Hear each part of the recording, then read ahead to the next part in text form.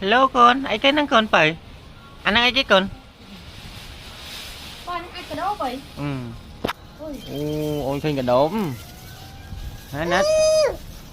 Cái đốm trái đấy con.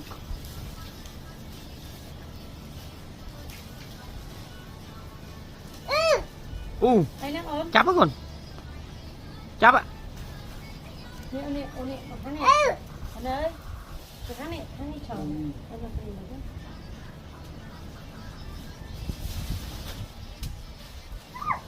Là hà nó nè. Mà. Chờ lòng định chậm. Tụi máu lấy con. Nè. Không anh chặt. Ừ, vui.